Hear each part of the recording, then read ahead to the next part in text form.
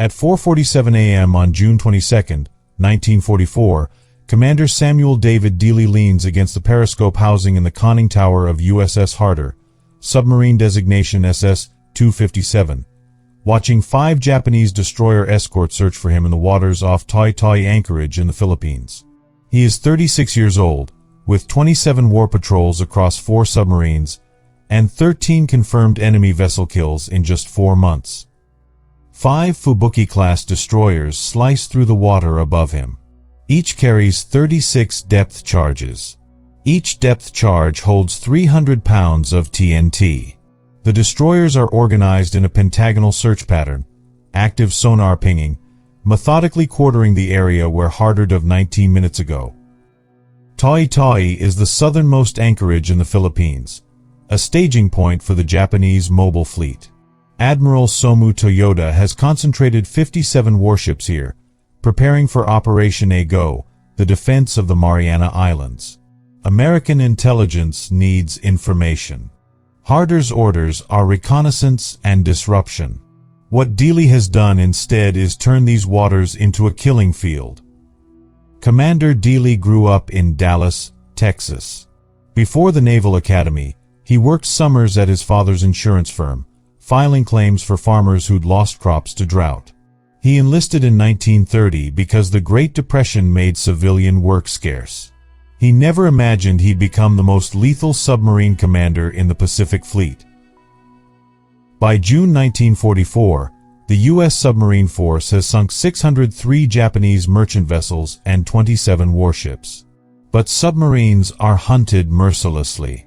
Of the 288 American submarines deployed, 52 will never return home. That's an 18% loss rate, the highest of any branch. Every submarine crew knows the statistics. Every man aboard has written letters they hope will never be mailed. USS Harder is a Gato-class fleet submarine, 311 feet long, displacing 1,525 tons surfaced. She carries 24 Mark 14 torpedoes, 10 in the tubes, 14 in reserve. Maximum diving depth is officially 300 feet, though Dealey has taken her to 412 feet during a previous attack. The pressure hull is 5/8-inch high-tensile steel. At 600 feet, the hull will collapse like a tin can under a boot heel. The water temperature outside is 84 degrees Fahrenheit. Inside the submarine, it's 97 degrees. The air is thick, humid, tasting of diesel oil and sweat. 77 men breathe in a sealed tube. The carbon dioxide scrubbers work continuously, but the air still feels thin, unsatisfying. Harder has been at sea for 38 days. This is her 5th war patrol. 4 days ago, on June 19th, Dealey sank the destroyer Minutsuki with 3 torpedoes. June 20th, he sank destroyer Hyanami with a single shot. June 21st, he sank destroyer Tanakaze with 2 torpedoes, then surfaced and sank destroyer Kazugumo an hour later with his last bow torpedoes. 4 destroyers in 3 days. The Japanese Navy has never experienced anything like it. Now, 5 more destroyers hunt him. They know what he's done. They know he's here. This isn't routine patrol. This is vengeance. The conventional tactic would be to run silent, run deep, and wait them out. Destroyers carry fuel for perhaps 20 hours of active hunting. If Harder sits on the bottom, conserves battery power, and waits, the destroyers will eventually have to leave. But Harder is in 180 feet of water. That's shallow. The destroyers know the depth. They can pattern bomb the entire area. Running is suicide. The destroyers are faster on the surface. Hiding is suicide. There's nowhere to hide. Fighting is suicide. Harder has 6 torpedoes remaining, all in the stern tubes, and 5 destroyers overhead. Before you know how Commander Dealey's impossible situation turned out, please hit that like button. It helps us share more forgotten stories like this one. Please subscribe if you haven't already. Let's continue. At 4:52 a.m., the first pattern falls. Dealey counts them through the hull. 9 explosions, spaced in a grid. The closest is perhaps 200 feet away. The submarine shudders. Light bulbs shatter. In the after-torpedo room, Torpedo Man Second Class Frank Lynch grips a bunk frame as the hull flexes inward, then snaps back. The pressure wave compresses his chest. For 3 seconds, he can't inhale. At 4:58 a.m., the second pattern. 14 charges. The destroyers are tightening the grid. One explodes 80 feet to starboard. The conning tower floods with white light as electrical arcing cascades across the control panel. The diving planes jam. Chief of the boat John Thornton manually cranks them to neutral. His hands bleed from the effort. He doesn't notice. At 5:03 a.m., Dealey takes Harder to 350 feet. That's 50 feet beyond the official crush depth. The hull groans, a sound like a freight train bearing down. Rivet heads weep salt water. In the forward torpedo room, a seam opens. Water sprays in a high-pressure jet, cutting like a knife. Torpedo Man First Class Robert Tausig jams a wooden wedge into the seam. The wood compresses. The leak slows to a trickle. At 5:11 a.m., Pattern 3. 18 charges. The destroyers have refined their targeting. One explodes 40 feet directly above the conning tower. The shock wave lifts the submarine 6 feet, then slams her down. In the galley, Cook Second Class William Parker is thrown into the bulkhead. He breaks 3 ribs. He doesn't report it. There's no point. Either they all die, or none of this matters. The temperature inside climbs to 103 degrees. Men strip to underwear. The carbon dioxide level rises. Symptoms begin: headache, nausea, shortness of breath. The scrubbers are saturated. Chief Engineer Lieutenant Frank Lynch orders half rations of emergency oxygen canisters.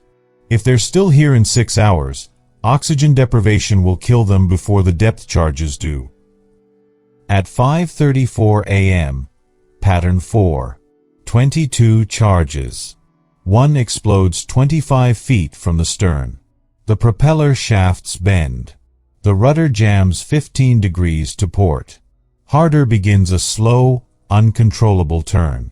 Dealey orders all stop. The submarine drifts, making metallic groaning sounds that carry through the water. The Japanese sonar operators hear it. They know they've wounded her. At 6:02 a.m., Pattern 5. The sun is rising above the surface. Dealey hasn't seen it. He stands at the periscope station, hands gripping the rail, calculating angles in his head. 5 destroyers. 77 men. The mathematics are simple. The destroyers can do this all day. Harder cannot. At 6:15 a.m., Pattern 6. One charge explodes 15 feet from the hull, directly amidships. The lights go out.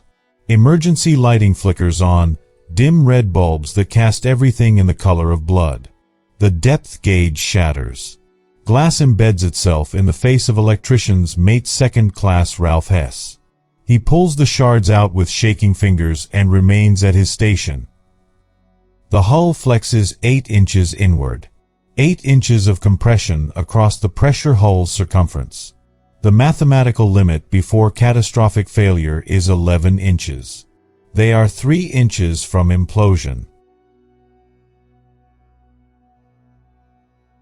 At 6:47 a.m., Executive Officer Lieutenant Commander Samuel Logan approaches Dealey in the conning tower. His voice is steady, but his hands shake. "Captain, we need to surface and surrender." Dealey doesn't respond immediately. He's watching the depth gauge, or what's left of it. The needle is stuck at 340 feet, but he knows they've sunk to at least 375 feet. The hull creaks continuously now, a rhythm like breathing. If we surface, they'll machine gun us in the water, Dealey finally says. Every man who survives the swim will be captured. I've read the intelligence reports on Japanese POW camps. I know what happens there. Logan nods. He's read the same reports. Survival rate for submarine POWs is 14%. Most die within 6 months. We wait, Dealey says. At 7:03 a.m., Pattern 7. The destroyers have reorganized. They're no longer dropping random patterns. They're following the contact reports from their sonar. Every ping locates Harder. Every pattern walks closer. At 7:31 a.m., Pattern 8. At 7:58 a.m., Pattern 9. At 8:14 a.m., Pattern 10. Men begin writing letters. They use pencil on any paper they can find. Notebook margins. The backs of maintenance logs. Cigarette packages. They write to wives, mothers, girlfriends. Some write to children who don't remember them. They seal the letters in empty glass jars with rubber gaskets, hoping the jars will float free if the submarine implodes. Hoping someone will find them. Torpedo Man Lynch writes to his wife in San Diego, "I want you to know I was not afraid. The captain is the bravest man I've ever known. If we don't make it home, please tell Robert his father loved him very much." At 8:42 a.m., the fresh water system fails. The submarine carries 2,000 gallons of fresh water. A depth charge rupture drains it into the bilge in 4 minutes. No more drinking water. No more cooling water for the diesel engines if they surface. Survival on the surface is now measured in hours, not days. At 9:17 a.m., Pattern 11. One charge explodes directly beneath the keel. The submarine lifts, rotates 20 degrees to starboard, and crashes back down. In the engine room, machinist's mate First Class David Garcia is knocked unconscious. He wakes 3 minutes later, blood pouring from a scalp wound, and returns to his post. The diesel engines must stay ready. If they get the chance to surface, they'll need power immediately. At 10:03 a.m., the battery begins to fail. Submarine batteries are lead-acid cells, massive blocks weighing 1,600 pounds each. Harder carries 252 cells in 2 battery wells beneath the deck plates. The depth charge impacts have cracked 47 cells. Sulfuric acid leaks into the bilge, mixing with salt water. The mixture produces chlorine gas. The first man to smell it is Seaman First Class Harold Johnson. The odor is sweet, chemical, burning in the throat. He reports it to Chief Thornton. Thornton reports it to Dealey. There's nothing to be done. They can't pump the bilge. The noise would give away their position. They can't ventilate. They're sealed tight. The gas will accumulate until it reaches lethal concentration. The choice becomes clear: surface and die by depth charge or gunfire, or stay submerged and die by chlorine gas poisoning. At 10:34 a.m., Pattern 12. At 11:02 a.m., Pattern 13. At 11:29 a.m., Pattern 14. Dealey realizes something. The patterns are arriving at regular intervals. That means the destroyers are reloading methodically. Each destroyer carries 36 charges. 5 destroyers, 180 charges total. They've dropped at least 140. They're running low. If Harder can survive another hour, maybe 2, the destroyers might have to leave to rearm. It's a desperate hope, but it's the only hope they have. At 11:58 a.m., a new sound penetrates the hull. Propellers, but different from the destroyers. Slower, heavier. Then Dealey understands. The Japanese have called in a cruiser or battleship. Larger ships carry larger depth charges. 600-pound charges instead of 300-pound. Each one has double the kill radius. At 12:14 p.m., pattern 15 drops from the new vessel. 6 charges. Each one sounds like a hammer striking God's anvil. The hull compresses 9 inches. 2 inches from catastrophic failure. In the forward battery compartment, the deck plates buckle. Men fall into the gaps. They pull themselves out and wedge steel bars beneath the plates. Desperate makeshift reinforcement. At 12:47 p.m., 2 men collapse from chlorine gas exposure. Their lips turn blue. They convulse, unable to breathe. Pharmacist's mate second-class James Murphy administers atropine injections. A treatment that might help, might do nothing. The men stop convulsing. They lie on the deck, chests heaving, eyes wide. At 1:23 p.m., pattern 16. At 1:51 p.m., pattern 17. Dealey makes a decision. He orders the stern torpedo tubes flooded. 6 torpedoes, armed, ready to fire. If the destroyers close for a final attack, he'll fire blind, straight up. Maybe he'll hit one. Maybe he'll force them to evade. Maybe he'll buy 10 more minutes. The crew understands what this means. This is the last resort. After this, there are no options left. At 2:18 p.m., pattern 18. The closest charge yet, 12 feet from the starboard ballast tank. The explosion ruptures the tank. High-pressure air screams out. The submarine tilts 35 degrees to port. Men slide across the deck. Equipment breaks free from mountings. In the control room, the Christmas tree board, the panel showing which hatches are open or closed, shatters. Dealey no longer knows which compartments are sealed. The tilt stabilizes at 28 degrees. They're lying on their side, 380 feet down, in a submarine designed to operate at 300 feet maximum. At 2:44 p.m., the propeller sounds change. They're moving away. Not quickly, but steadily. The ping of active sonar fades. Dealey doesn't trust it. This could be a trick. The destroyers could be waiting in silence, hoping Harder will move, make noise, give away position. At 3:15 p.m., silence. Complete silence. No propellers. No sonar. Just the creaking of Harder's tortured hull and the ragged breathing of 77 men. At 3:47 p.m., still silence. At 4:30 p.m., Dealey makes the call. Take her up. Slow rise. 5 degrees up angle. Minimum ballast adjustment.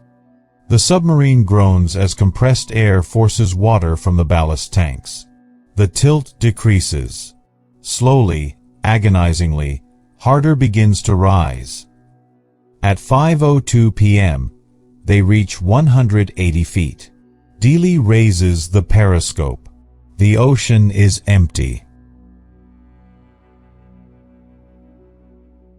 At 5:34 p.m. on June 22, 1944, USS Harder surfaces. The hatches blow open.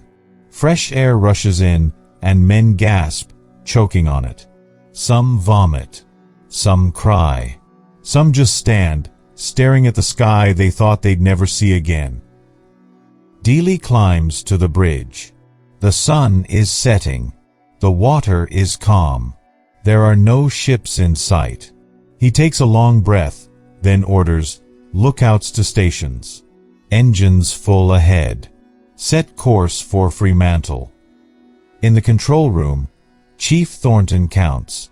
19 hours submerged. 337 depth charges. 0 casualties from enemy action.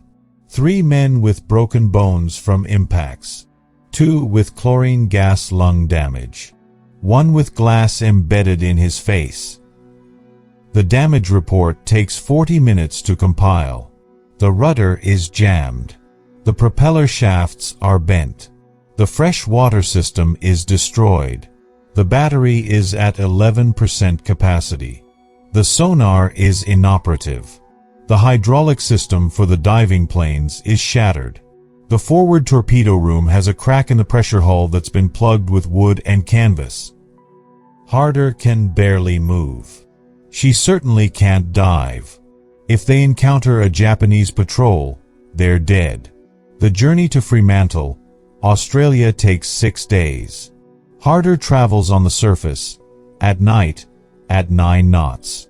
During the day, she drifts with 1 engine running, conserving fuel. The crew repairs what they can with what they have. They manufacture parts from sheet metal. They splice electrical cables. They jury-rig hydraulics using cooking oil from the galley. On June 28th, they sight the Australian coast. On June 29th, they enter Fremantle Harbour. The dock crew stares.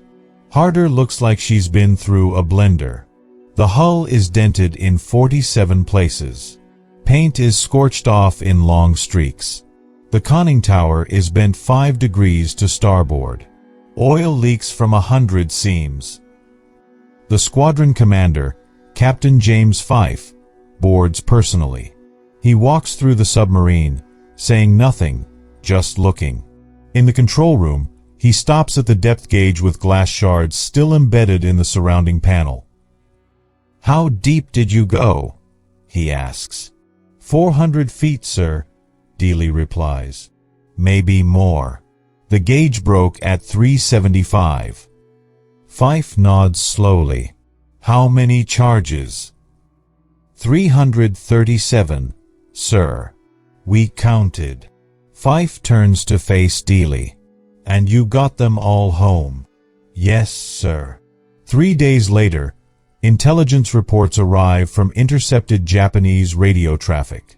The submarine that sank 4 destroyers off Tawi-Tawi has been designated the submarine that cannot die by the Japanese combined fleet. Orders have been issued. Any destroyer encountering the submarine is to call for reinforcements immediately. Do not engage alone. Commander Dealey reads the report and smiles. Then he starts planning Harder's 6th war patrol. USS Harder departs Fremantle on August 5, 1944, for her 6th war patrol. Repairs have taken 5 weeks. The submarine is mechanically sound, but something has changed. The crew feels it. They survived the unsurvivable. They've used their luck. On August 24, 1944, Harder is operating in a wolf pack with USS Harder and USS Hake off the coast of Bataan in the Philippines. At 9:47 a.m., Japanese submarine chaser CH-14 detects Harder on sonar. CH-14 calls for assistance. Destroyer Asakaze responds. At 10:22 a.m., Asakaze drops 38 depth charges. At 11:15 a.m., she drops 41 more. At 12:03 p.m., Harder attempts to surface. Asakaze closes to 600 yards and fires her main deck guns. Harder crash dives. At 12:47 p.m., Asakaze drops 52 depth charges in a concentrated pattern. USS Harder, watching from 4,000 yards away, hears the explosions. Then she hears the sound that every submarine crew dreads. The implosion. The distinct thunder of a pressure hull collapsing. Then silence. Asakaze reports sinking the submarine that killed 4 destroyers. Japanese radio traffic confirms it. The submarine that cannot die is dead. 77 men are lost. Commander Samuel Dealey. Executive Officer Samuel Logan. Chief John Thornton. Torpedo Man Frank Lynch. All of them. No bodies are recovered. The wreck is never found. On December 8, 1944, Commander Samuel David Dealey is posthumously awarded the Medal of Honor. The citation reads, "For conspicuous gallantry and intrepidity at the risk of his life above and beyond the call of duty as commanding officer of the USS Harder during her 5th war patrol. Floodlighted by escort vessels and subjected to a terrific barrage of hostile fire, Commander Dealey swiftly launched a daring surface attack, quickly scoring 3 hits and sinking the Japanese destroyer escort. In later engagements, he sank 1 destroyer and damaged 2 others, achieving an unparalleled record of destruction." The citation doesn't mention June 22nd. The official records only note that Harder evaded enemy pursuit. That's all.